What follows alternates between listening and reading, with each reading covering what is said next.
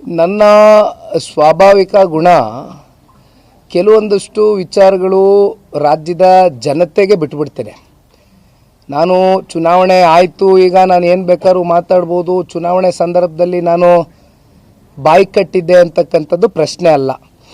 ಯಾಕೆಂದರೆ ರಾಮನಗರ ಜಿಲ್ಲೆಗೂ ಸನ್ಮಾನ್ಯ ದೇವೇಗೌಡರು ಕುಮಾರಣ್ಣನಿಗೂ ನಂಟು 40 ವರ್ಷದ ನಂಟು.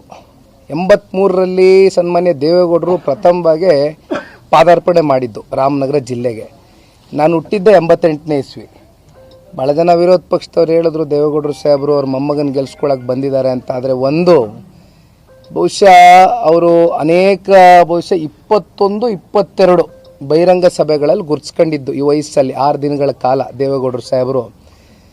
ಅಲ್ಲಿ ದೇವೇಗೌಡರು ಸಾಹೇಬರ ಸಮಕಾಲದ ಇವತ್ತು ಏನು ನಮ್ಮ ಅಜ್ಜಿ ವಯಸ್ಸಿನ ಕೆಲವೊಂದಷ್ಟು ತಾಯಂದ್ರುಗಳು ದೇವೇಗೌಡರು ಸಾಹೇಬ್ರಿಗೆ ಮುದ್ದೆ ಉಪ್ಸಾರು ನಾವು ಕರೆದು ಊಟ ಹಾಕಿದ್ವು ಅಂತಕ್ಕಂಥದ್ದನ್ನ ಸ್ಮರಿಸ್ಕೊಳ್ತಕ್ಕಂಥ ತಾಲೂಕದು ಚನ್ನಪಟ್ಟಣ ತಾಲೂಕು.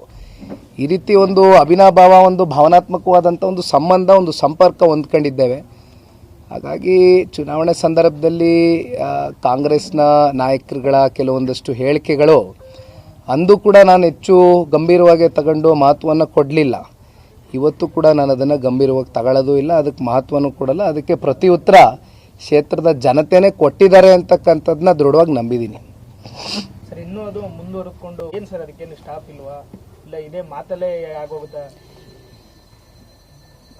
ಈ ರಾಜ್ಯ ಸರ್ಕಾರ ಕಳೆದ 1.5 ವರ್ಷದಿಂದ ಆಡಳಿತಕ್ಕೆ ಬಂದಾಗಿಂದ ಯಾವ್ಯಾವ ರೀತಿ ದುರಾಡಳಿತಗಳಿರ್ಬೋದು, ಭ್ರಷ್ಟಾಚಾರ ಇರ್ಬೋದು, ಹಗರಣಗಳಿರ್ಬೋದು ಪ್ರತಿನಿತ್ಯ ನೋಡ್ತಾ ಇದ್ದೇವೆ. ರೈತರು ಸಂಕಷ್ಟದಲ್ಲಿದ್ದಾರೆ. ಯುವ ಸಮುದಾಯಕ್ಕೆ ಸ್ವಾಭಿಮಾನದಿಂದ ದುಡಿತಕ್ಕಂಥದ್ದಕ್ಕೆ ಉದ್ಯೋಗಗಳಿಲ್ಲ.